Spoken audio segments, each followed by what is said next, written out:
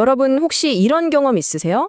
단 한 번의 경험이 내가 그동안 당연하게 믿어왔던 모든 걸 완전히 뒤집어버리는 그런 순간이요. 오늘 우리가 함께 들여다볼 이야기가 바로 그런 이야기입니다. 원래는 잘 나가던 이론 물리학자였던 토머스 쿤이 어떻게 과학 전체의 역사를 다시 쓰게 됐는지, 그 모든 것의 시작점이 된 과학혁명의 구조, 그 서문 속으로 지금부터 함께 들어가 보시죠. 이야기의 주인공은 토머스 쿤이라는 사람입니다.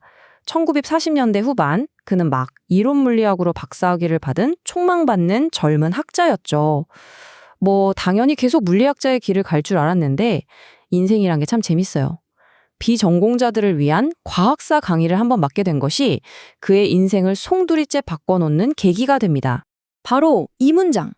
이게 모든 생각의 시작점이었어요. 쿤은 옛날 과학문헌들을 직접 읽어보다가 와, 그야말로 머리를 한 대 세게 맞은 듯한 충격을 받습니다. 왜냐고요?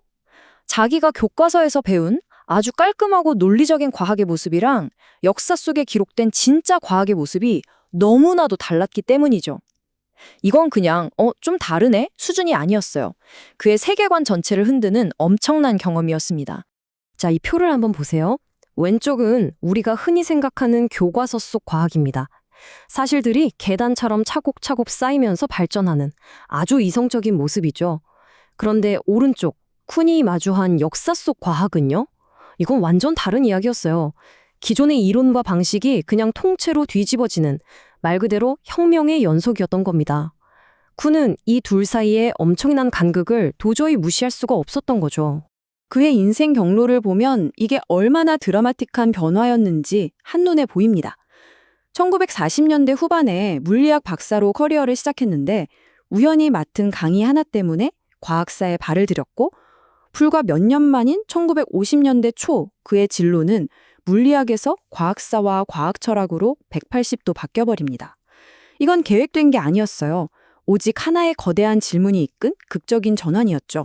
자, 그럼 이 엄청난 수수께끼, 즉 교과서와 실제 역사 사이의 간극을 어떻게 설명할 수 있을까?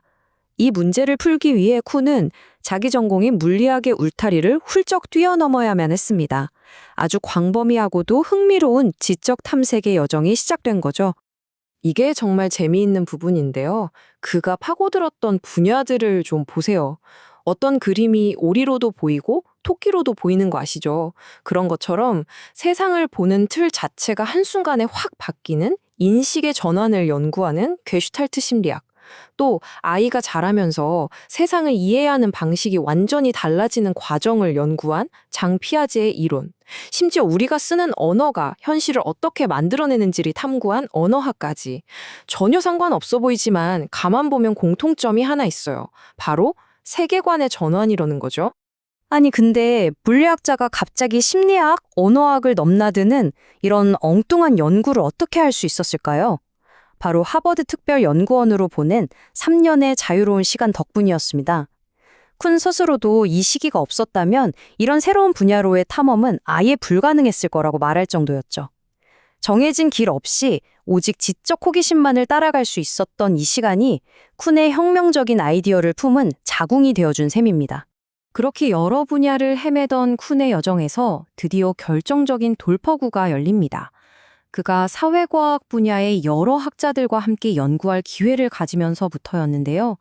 그는 자연과학자 사회와 사회과학자 사회 사이에 아주 근본적인 차이점이 하나 있다는 걸 발견하게 됩니다. 질문은 바로 이거였습니다.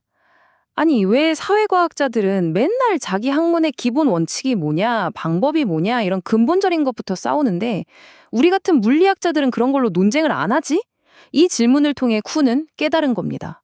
아, 자연과학자들 사이에는 이미 모두가 동의하고 들어가는 공유된 어떤 기반이 있구나. 사회과학자들한테는 바로 그게 부족했던 거구나. 그 공유된 기반, 그 정체가 바로 패러다임이었습니다. 쿤은 이 패러다임을 한 시대의 과학자 공동체에게 어떤 문제를 어떻게 풀어야 할지에 대한 모델을 제공하는 모두가 인정하는 과학적 성취라고 정의했어요. 말이 좀 어렵죠? 쉽게 말해 뉴턴의 물리학처럼 그 시대 과학자들에게는 너무나 당연해서 질문할 필요조차 없는 게임의 룰이나 기본 지도 같은 거라고 생각하시면 됩니다. 바로 이 패러다임이라는 마지막 퍼즐 조각이 딱 맞춰지는 순간 10년 넘게 쿤의 머릿속을 헤집어 놨던 모든 생각들이 한순간에 제자리를 찾으면서 하나의 거대한 그림으로 완성된 겁니다. 유레카! 과학이 어떻게 발전하고 또 어떻게 혁명적으로 변하는지에 대한 전체적인 윤곽이 마침내 드러난 바로 그 아하의 순간이었죠. 자, 이제 핵심 아이디어는 완성됐습니다. 그럼 이걸 어떻게 세상에 내놓았을까요? 근데 놀랍게도 이 기념비적인 책이 처음부터 거창한 책으로 기획된 게 아니었다는 사실 알고 계셨나요? 이 책의 시작은 사실 통합과학국제백과사전이라는 곳에 실릴 짧은 에세이 한 편이었어요. 그런데 연구를 하다 보니 내용이 점점 커진 거죠. 하지만 백과사전의 분량 제한은 그대로였고요. 그래서 결국 나온 결과물은 뭐였냐? 두꺼운 학술서가 아니라 핵심 아이디어를 압축적으로 담아낸 아주 짧고 강렬한 에세이 형태의 책이었던 겁니다.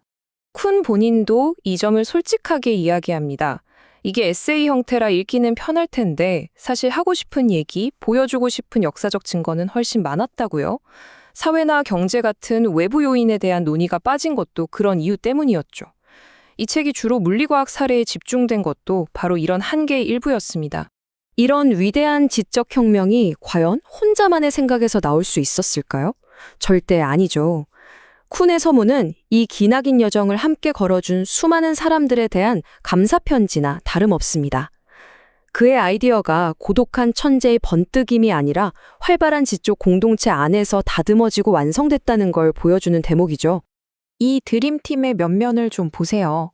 그를 과학사의 길로 처음 이끌어준 멘토 제임스 코넌트, 아이디어를 구체화하도록 함께 강의했던 동료 레너드 내시, 아직 서릿고 불안한 생각을 유일하게 터놓고 이야기할 수 있었던 철학자 친구 스탠리 카베, 그리고 결정적인 힌트를 준 사회과학자 동료들까지 이런 치열한 토론과 협력이 그의 생각을 강하게 단련시킨 겁니다.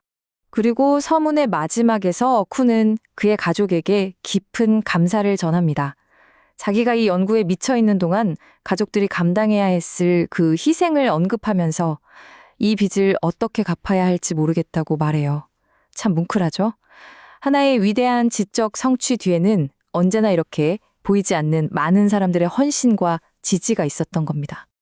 자, 오늘 쿤의 이야기를 따라와 봤는데요. 결국 이 이야기는 우리 자신을 향한 질문으로 돌아옵니다. 여러분이 일하는 분야, 여러분이 세상을 보는 방식, 그 밑바닥에는 과연 어떤 패러다임이 깔려 있을까요? 우리가 너무나 당연하게 생각해서 의심조차 하지 않는 그 게임의 룰은 과연 무엇일까요? 어쩌면 쿤이 우리에게 남긴 가장 강력하고 중요한 질문은 바로 이것일지도 모릅니다.